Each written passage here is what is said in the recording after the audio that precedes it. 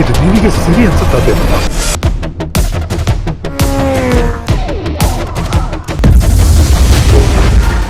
Sir ಧರ್ಮ sir, ಇನ್ನು ನಮಗೆ ಈ ಕಾಕಿ ಡ್ರೆಸ್ ಅಂದ ತಕ್ಷಣ ನಮ್ಗೆ ಅವಾಗ ಅಂಧ ಕಾಲದಲ್ಲಿ ನೋಡ್ತಾ ಇದ್ವಿ, ನಮಗೆ ಸಾಂಗ್ಲಿ ಅನ್ನೋ ಶಂಕರ್ನಾಗ್ ಸರ್ ನೆನಪಾಗ್ತಾರೆ, ಟೈಗರ್ ಪ್ರಭಾಕರ್, ಅಂಬರೀಷ್ ಸರು. ಸೊ ಅದಾದ ನಂತರ ನಾವು ದರ್ಶನ್ ಸರು, ಸುದೀಪ್ ಸರ್ದು, ಸೊ ಕೆಂಪೇಗೌಡ, ಸೊ ಈ ಥರ ನೋಡ್ತೀವಿ. ಸೊ ನಿಮಗೆ ಏನಿಸ್ತು ಸರ್ ಈ ಕಾಕಿ ಡ್ರೆಸ್ ಹಾಕಿ ನೀವು ನಾನು ಮಾಡಿರೋ 300 ಸಿನಿಮಾ 85 ಸಿನಿಮಾ ಬರೀ ACP DCP ಸರ್ಕಲ್ ಇನ್ಸ್ಪೆಕ್ಟರ್ ಒಳ್ಳೆ ಮಾಡಿರೋದು.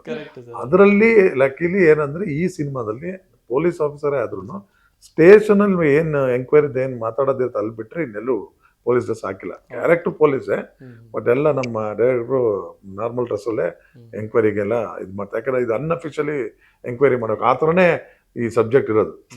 ನ್ಯಾಚುರಲ್ ಆಗಿ ಮಾಡಕ್ ಹೋದ್ರೆ ಅದು ನ್ಯಾಚುರಲ್ ಆಗಿ ಬರೀ ಆಕ್ಸಿಡೆಂಟ್ ಅಂತಾನೆ ಅನ್ಸುತ್ತೆ, ಬಟ್ ಅದು ಆಕ್ಸಿಡೆಂಟ್ ಆಗಿರಲ್ಲ. ಅವ್ನು ಇನ್ನೇನಕ್ಕೋ ಸತ್ತಿರ್ತಾನೆ, ಇನ್ನು ಯಾವ್ದೋ ರೂಪದಲ್ಲಿ.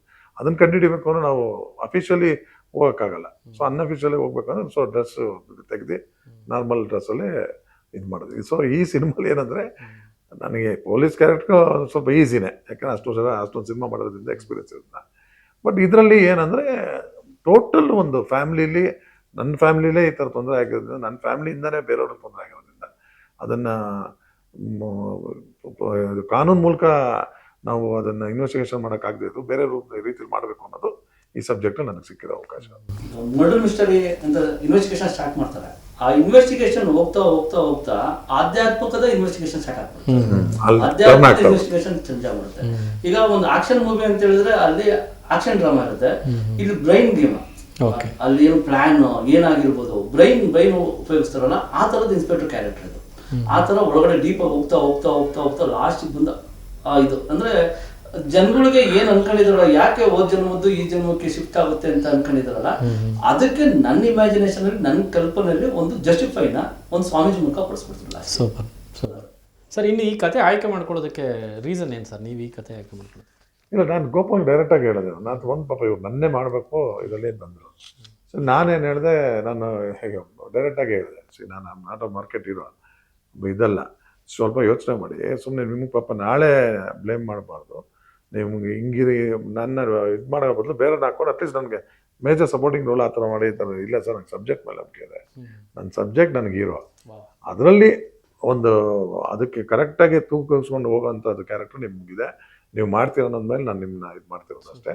ಸಬ್ಜೆಕ್ಟ್ ನನ್ನ ಕತೆ ಹೀರೋ ಆಗಿದೆ, ದಯವಿಟ್ಟು ನೀವು ಒಪ್ಕೊಳ್ತೀರಿ.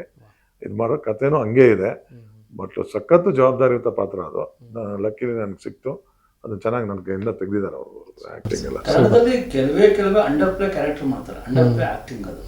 ಕೆಲವೇ ಆರ್ಟಿಸ್ಟ್ಗಳಲ್ಲಿ ಧರ್ಮಸರ್ ಅವರು, ಅದಕ್ಕೋಸ್ಕರ ನಂಗೆ ಅವ್ರನ್ನ ಚೂಸ್ ಮಾಡಿರೋದು. ಅಂಡರ್ ಪ್ಲೇ ಅಲ್ಲಿ ಹಾಕೊಳ್ಳೋದು ತುಂಬಾ ಕಷ್ಟ, ಅದು ಮಾಡಿದ್ರು ಅದು ಗೊತ್ತಾಗಿ ಬರ್ಬೇಕಲ್ಲಿ, ಸುಮ್ಮನೆ ಯಾರು ಏನೋ ಮಾಡಿದ್ರು ಅದು ವರ್ಕೌಟ್ ಆಗಲ್ಲ.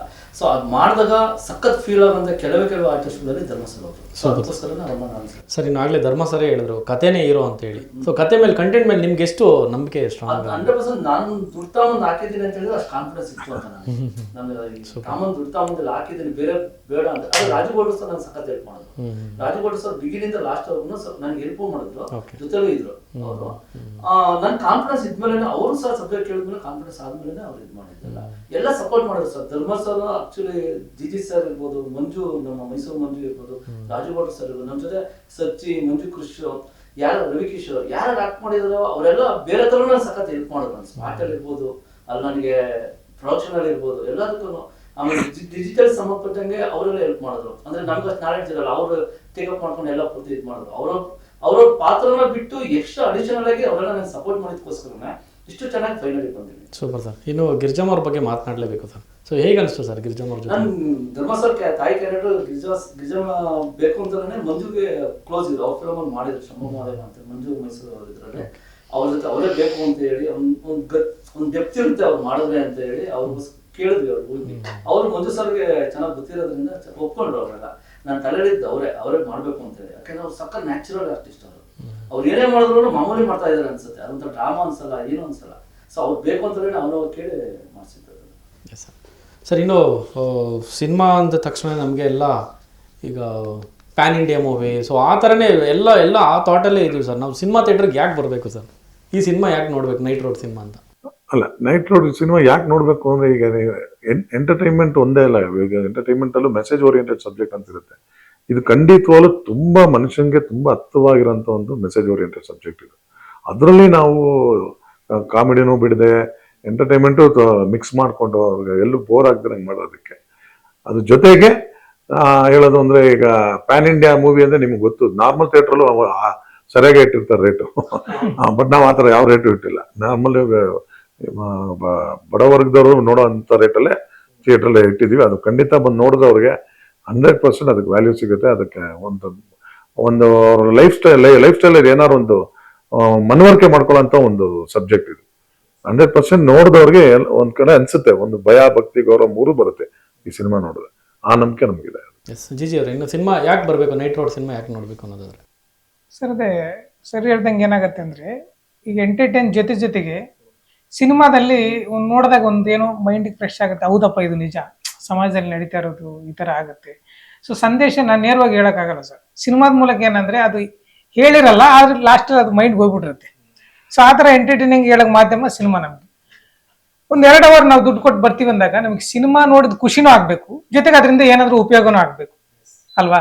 ಸೊ ಹಾಗಾಗಿ ಈಗಿನ ಪ್ರಸ್ತುತ ಪರಿಸ್ಥಿತಿಯಲ್ಲಿ ಏನಾಗಿದೆ ಅಂತಂದ್ರೆ, ಎಂಟರ್ಟೈನಿಂಗ್ ಬೇಕಾದ ಮಾರ್ಗಗಳಿದೆ. ಎಲ್ಲಿ ನೋಡಿದ್ರು ಎಂಟರ್ಟೈನಿಂಗ್, ಕೈಯಲ್ಲಿ ಮೊಬೈಲ್ ಇದೆ, ಎಲ್ಲನೇ ಎಂಟರ್ಟೈನ್.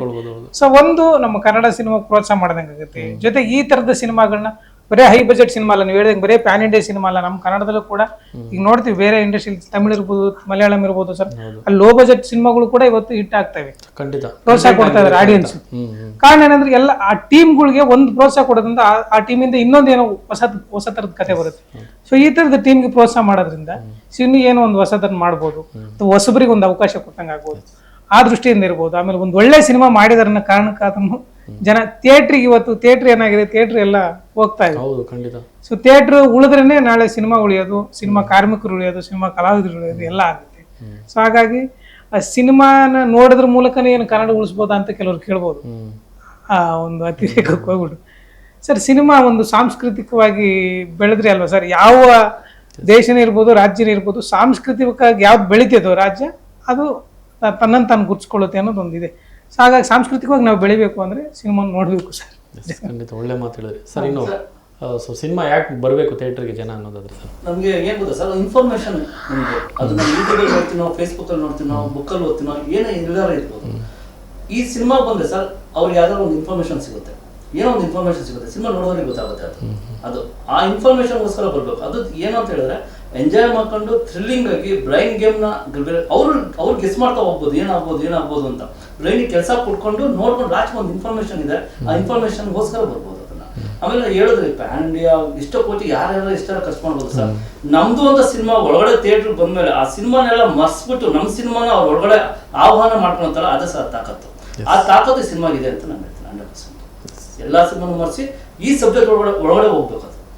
ಖಂಡಿತ ಸರ್. ಇನ್ನು ಧರ್ಮ ಸರ್, ವೀಕ್ಷಕರಿಗೆ ಹೇಳೋದಾದ್ರೆ ಸರ್, ಸೊ ಸಿನಿಮಾ ಥಿಯೇಟ್ರಿಗೆ ಯಾಕೆ ಬರಬೇಕು, ಈ cinema night road cinema so ಯಾಕೆ ನೋಡಬೇಕು ಅನ್ನೋದಾದ್ರೆ ಹೇಳೋದಾದ್ರೆ ಸರ್? ಖಂಡಿತವಾಗ್ಲೂ ನೀವು ಥಿಯೇಟ್ರಿಗೆ ಬಂದರೆ, ನೀವು ಕಷ್ಟಪಟ್ಟಿರೋ ಒಂದು ಸಂಪಾದನೆ ಮಾಡಿರೋ ದುಡ್ಡಲ್ಲಿ ಬಂದು ಒಂದು ಎಂಟರ್ಟೈನ್ಮೆಂಟ್ಗೆ ಬಂದರೆ 100% ಎಂಟರ್ಟೈನ್ಮೆಂಟು ಸಿಗುತ್ತೆ. ಜೊತೆಗೆ ನಿಮ್ಗೆ ಇದರಿಂದ ಒಂದು ಪ್ರೇರಣೆನೂ ಆಗುತ್ತೆ, ಒಂದು ಒಳ್ಳೆ ಮೆಸೇಜು ಸಿಗುತ್ತೆ.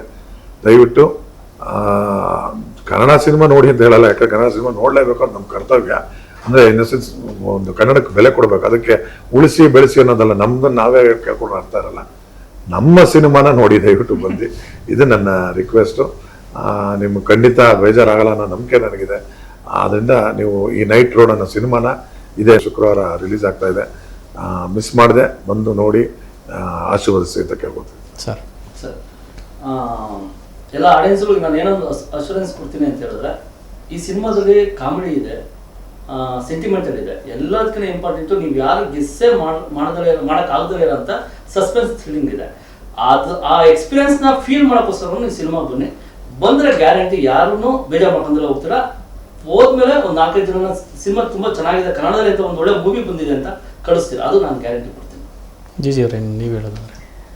ಅದೇ ಸರ್, ಇವಾಗ ಏನಾಗಿದೆ ಅಂದರೆ, ಇನ್ನೊಂದು ವಾರ ಅಲ್ವಾ, ಹೆಂಗೋ ಮೊಬೈಲಲ್ಲಿ ಬರುತ್ತೆ, ಟಿ ವಿನಲ್ಲಿ ಬರುತ್ತೆ ಅಂತ ಎಲ್ಲರೂ ಕಾಯ್ತಾ ಇರ್ತೀವಿ ನಾವು.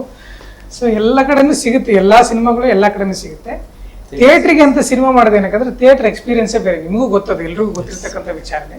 ಥಿಯೇಟ್ರಲ್ಲಿ ನೋಡೋ ಮಜಾನೇ ಬೇರೆ ಸಿನಿಮಾ. ಸೊ ಹಾಗಾಗಿ ಥಿಯೇಟ್ರಲ್ಲಿ ಇಂಥ ಸಿನಿಮಾಗಳು ನೋಡಿದಾಗ, ಅದು ಎಸ್ಪೆಷಲಿ ಸಸ್ಪೆನ್ಸ್ ಥ್ರಿಲ್ಲರ್ ಸಿನಿಮಾ ನೋಡಿದಾಗ ನಿಮಗೆ ಬೇರೆ ಥರದ್ದೇ ಒಂದು ಎಕ್ಸ್ಪೀರಿಯನ್ಸ್ ಸಿಗುತ್ತೆ. ಸೊ ಹಾಗಾಗಿ ಇದನ್ನು ನೋಡೋದ್ರ ಮೂಲಕ ನೀವು ಎಕ್ಸ್ಪೀರಿಯನ್ಸ್ ಮಾಡಿ ಮತ್ತು ನಮಗೂ ಪ್ರೋತ್ಸಾಹ ಮಾಡಿ ಅಂತ. Yes, thank you sir. ಇಷ್ಟೊತ್ತು ಸಿನಿಮಾ ಕುರಿತು ಮಾತನಾಡೋದಕ್ಕೆ ಧನ್ಯವಾದಗಳು ಸರ್.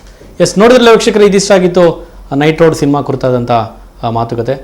ಇಷ್ಟು ದಿನ ನಾವು ಬೊಬ್ಬೆ ಹೊಡ್ಕೊತಾ ಇದ್ವಿ ಬೇರೆ ಬೇರೆ ಸಿನಿಮಾಗಳಲ್ಲಿ, ಅಂದರೆ ಬೇರೆ ಬೇರೆ ತೆಲುಗಾಗಿರ್ಬೋದು, ತಮಿಳ್ ಆಗಿರ್ಬೋದು, ಮಲಯಾಳಂ ಸಕ್ಕದಾಗಿದೆ ಗುರು, ಹಂಗಿದೆ ಹಿಂಗಿದೆ ಅಂತೇಳಿ. ನಿಜವಾಗ್ಲೂ ಕೂಡ ನಮ್ಮ ಕನ್ನಡ ಚಿತ್ರರಂಗದಲ್ಲೂ ಕೂಡ ನಮ್ಮ ಕನ್ನಡ ನಿರ್ದೇಶಕರು, ನಟರು ಕೂಡ ಅದ್ಭುತವಾದಂಥ ಸಿನಿಮಾವನ್ನು ನೀಡುವಂಥ ಒಂದು ತಾಕತ್ತು ಬೆಳೆಸ್ಕೊಂಡಿದ್ದಾರೆ. ಅದೇ ಯಾವ ಸಿನಿಮಾ ಅಂದರೆ ಇತ್ತೀಚೆಗೆ ಬರ್ತಾ ಇರುವಂಥ ಸಿನಿಮಾ ಅಂದರೆ ಅದು ನೈಟ್ ರೋಡ್ ಸಿನಿಮಾ. ನಿಜವಾಗ್ಲೂ ಒಳ್ಳೆಯ ಕಥೆಯನ್ನು ಇಟ್ಕೊಂಡು ಧರ್ಮ ಸರ್ ಹೀರೋ ಆಗಿ ಮಾಡಿರುವಂಥ ಪಾತ್ರ. ಅವರೇ ಸ್ವತಃ ಹೇಳಿದ್ರು, ಸಾಕಷ್ಟು ಸಿನಿಮಾಗಳಲ್ಲಿ, ನೂರಾರು ಸಿನಿಮಾಗಳಲ್ಲಿ ನಟನೆ ಮಾಡಿದ್ದಾರೆ. ಅವರೇ ಹೇಳಿದ್ರು, ಈ ಸಿನಿಮಾದಲ್ಲಿ ನಾನಲ್ಲ ಹೀರೋ, ಕಥೆ ಹೀರೋ ಅಂತೇಳಿ.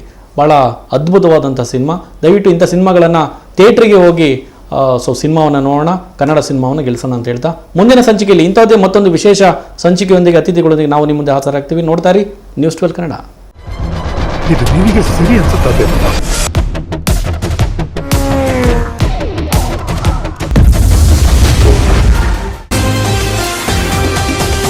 TV 12 ಕನ್ನಡ, ಇದು ಕನ್ನಡಿಗರ ಧ್ವನಿ.